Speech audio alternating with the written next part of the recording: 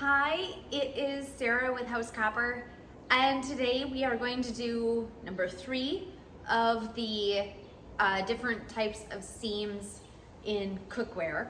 I'm gonna try the cramp seam at the very end, and fingers crossed. I'm really nervous. I've only ever heard it explained to me by Bob, so hence its last. But today is the crimp seam. So the crimp seam is the best seam to be used short of the cramp seam, which is totally complicated and way more involved. So like crimp seams are the fastest, reliable way to make a seam that's not gonna pop apart when you are doing any other process. So obviously a butt seam and a lap seam, which you can see me do in other videos, those are kind of, for lack of a better word, they're weaker. Whereas a crimp seam, when you're soldering or even if you're tinning, they won't pop apart or fall apart because they're locked together on their own. And then obviously the soldering or the tinning that happens after the fact creates a even tighter seal, liquid waterproof seal. And so that's what you do when you're soldering or tinning after you've already done a crimp seam. But a crimp seam essentially locks those pieces of material together in a way that the lap and the butt seam do not. So we're gonna do that, and I know I've done it in a couple of other videos, but we're just gonna like look at a crimp seam. That's it. And let me know if you have any questions after the fact, but here we go.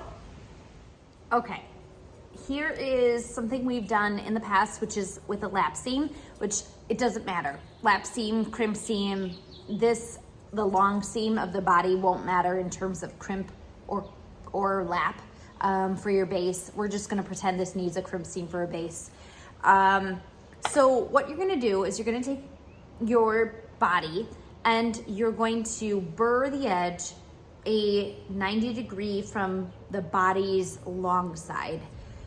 So that means here's the body, and I'm going to take the base here and I'm gonna pull it out 90 degrees from this surface. So it's gonna go straight here, and then the bottom is gonna be out 90 degrees. Thank you, burring machine. So that is the goal for the first step of the burring process in order to create a crimp seam. And you have to be able to do this no matter what body you're doing. Like I just did these bee smokers, and there's supposed to be like a crimp seam process along the top. It was impossible. I'm gonna have to redo how I did that, but I'm just telling you, like crimp seams are far more complicated because they require your 90-degree angle here and your 90-degree angle there, and then you set them together and you pull them over like this. So that's what you have to do. That's what we're gonna do, starting here. Okay, so what we're gonna do is we're going to prep the body of this by burring one side. And as you can see, I'm gonna pull it up to create that 90-degree angle. You will find that doing this may create, may make your body out of round. That's normal. You're gonna find a lopsided, for instance, like this is no longer round, like looking at the base, that's no longer round. So you're gonna mess with that after the fact, but that's part of creating the burr. It's normal, don't worry about it. And then if you want, from here, we're gonna do one of two things to make sure that this part of the crimp seam is ready and good to measure. So one way to make sure that this part of your burr for the crimp seam is ready for the other side of the crimp seam is to put it along a stake or something flat. Even if you only have like a round PVC pipe, you can do this against that. And you're going to use, ideally, something that won't totally dent your metal. In copper's case, you want something a little softer. So you're going to use a rawhide hammer, and you're going to flatten that burr.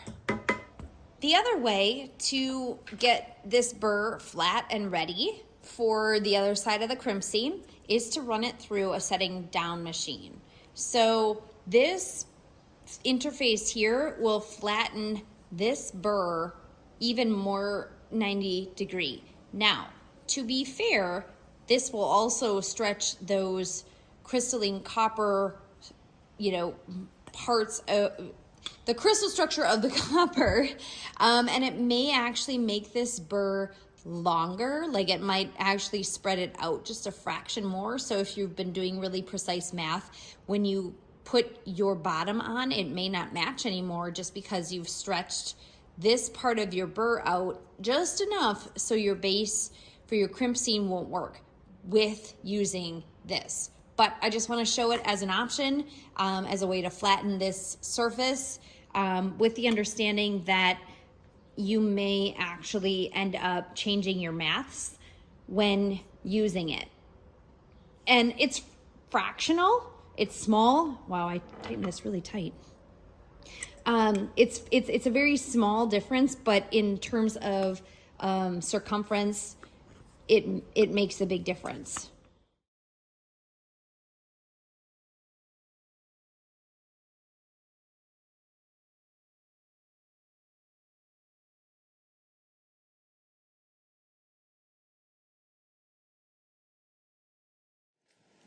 Here is a cone.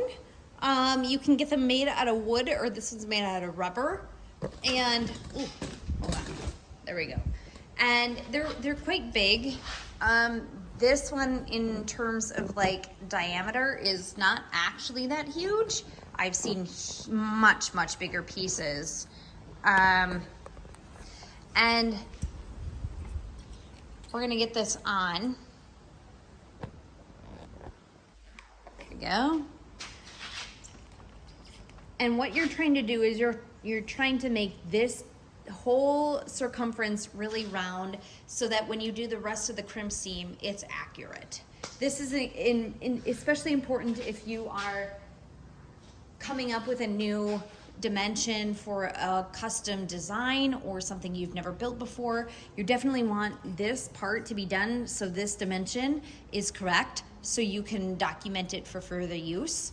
I'm gonna just tap again with a rawhide hammer, and especially around where the seam is.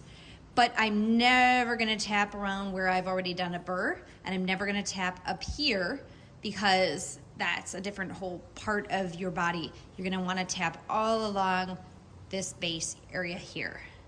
And you're gonna, try and kind of wiggle it and match it to this diameter until it is fully round and able to be measured for the other side of the crimp seam.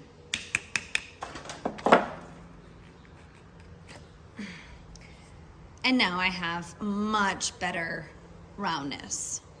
Now, what I just did actually changed this part of the burr, which is bad in terms of creating the crimp seam itself.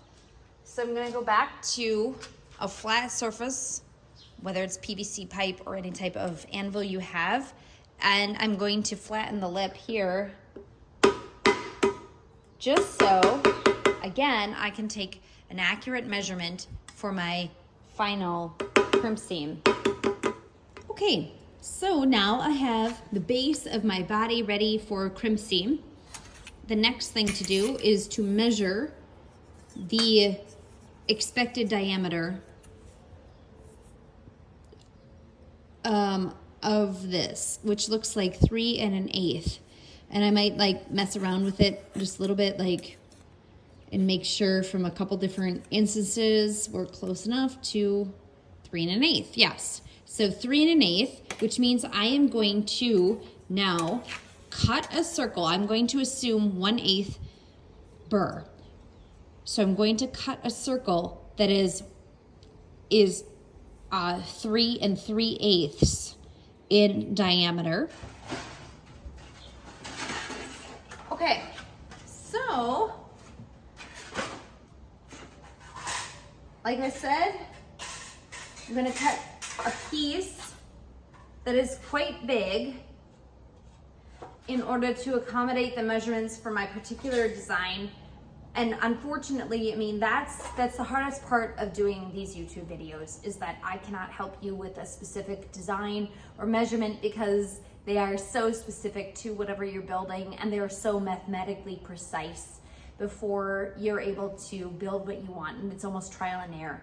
And so even though I'm doing this as an example for this particular piece to show you a crimp seam, that doesn't necessarily mean those are anywhere near the measurements you're gonna find when you are building your own crimp seam for whatever you are building. So please understand, if you are struggling with the mathematics, let me know. They're not hard, but they're also kind of just tricky to keep in your head. At least for me they are, because I'm not a math person off the top of my head. So I am going to cut myself a basic piece in order to accommodate the base that I am making up for no other purpose than this video.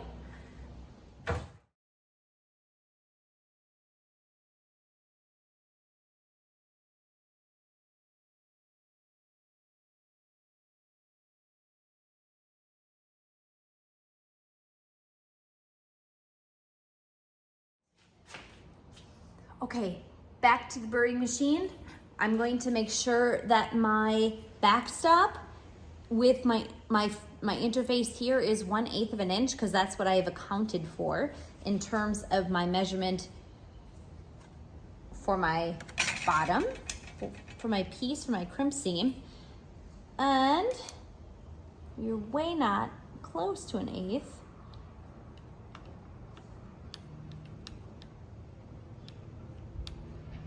So again,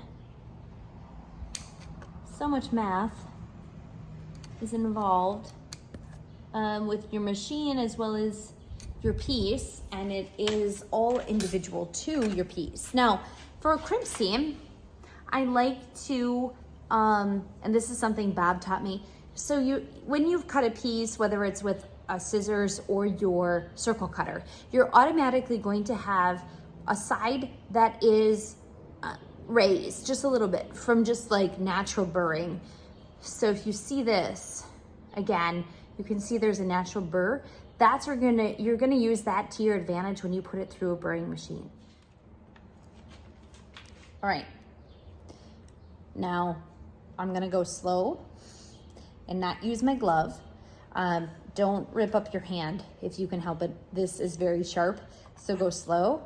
And you're going to keep this side pressed to the backstop, and that's how you're gonna feed this through without the whole piece falling out.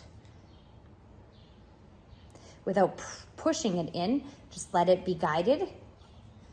Again, with this backstop, just let it guide through, no pressure, so you're not pushing in excess material, and you're not letting it fall out of the actual rollers. So I'm gonna pull it up and create that 90-degree angle in order to create the crimp seam. And as usual, I have rounded it too tight, so it's popping out, and that's normal as well.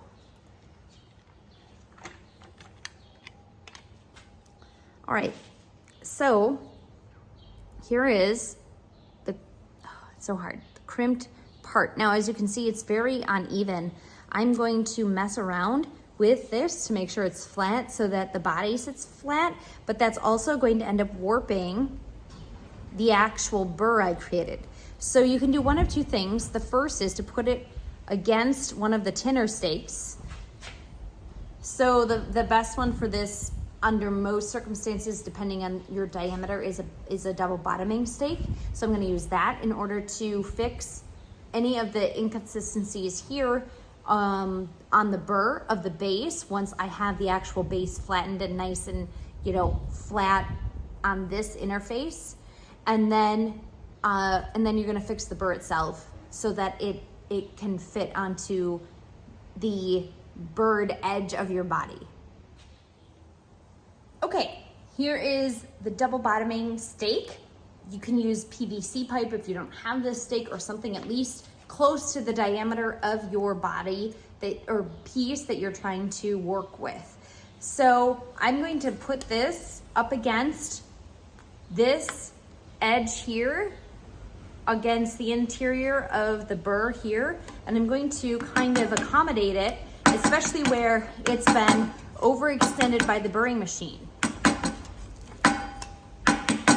And I'm gonna try and create a consistent burred edge, and I'm gonna use rawhide because it's not going to mess and scratch the metal as badly as a metal hammer. Now, in some places, like here, it's super warped. You have one of two choices. If you feel that the interface will accommodate you to hammer directly on the base, you can, or you can just try and pull out the burr itself against its diameter.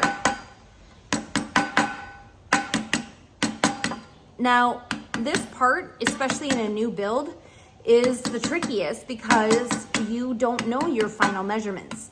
If it's a tried and true kind of recipe for previous builds that you know exactly your measurements down to the 16th of an inch perhaps, this part will not come and be part of your build process as obviously. So now I have a much more consistent base to put inside of.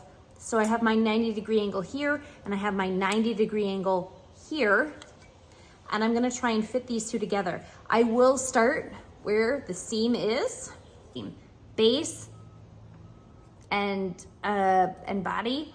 You're gonna want to, again, go against the seam, and you're gonna wanna push against the seam. And did you hear that? You hear that pop? And look how, even before I do any setting down, it doesn't fall off. That is the goal before you commence on the next part of the crimp seam. Okay, now using the setting down hammer, which is one of the tool IDs videos I have done, I'm going to set the base against a flat surface, ideally an anvil of some kind. And what I'm gonna do is I'm going to tap at all 4 directions, so north, south, east, west. And I'm gonna tack this 1, 2, 3, 4 places before I actually tack all the way around and before I put it through the setting down machine. So using the setting down hammer, I'm going to tack this in one place. So let's say that's west. Then I'm gonna tack it down at east. I'm gonna tack it down at north, and then again at south, which should be at the seam. Now, I'm going to continue working on the seam all the rest of the way without the body popping off the top of the base. Still using my setting down hammer, and I'm going to actually be aiming almost in a weird way, not on the top of the burr. So I'm not gonna aim on the top. I'm gonna actually aim along the base with the edge of the setting down hammer. And I really hope, this is one of those things where it's like, videos don't show. I almost wish you all could be here. And I really hope it shows, and I know it won't. But it's like I'm almost aiming for the anvil itself, but it ends up hitting the base.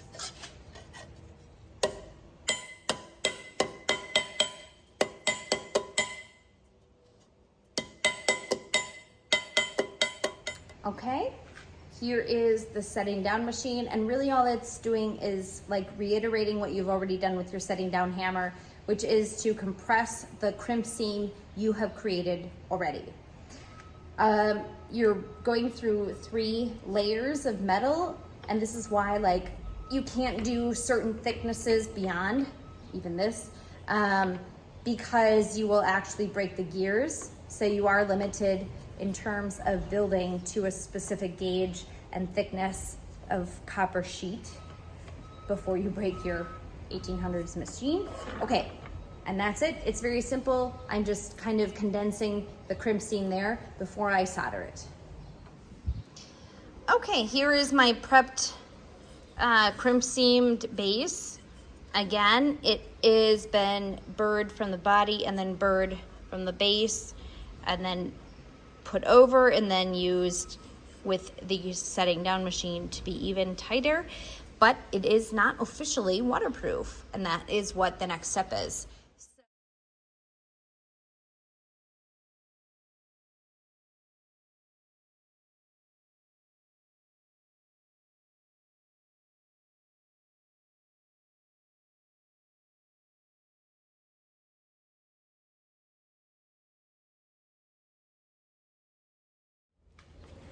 Okay, so crimp seam.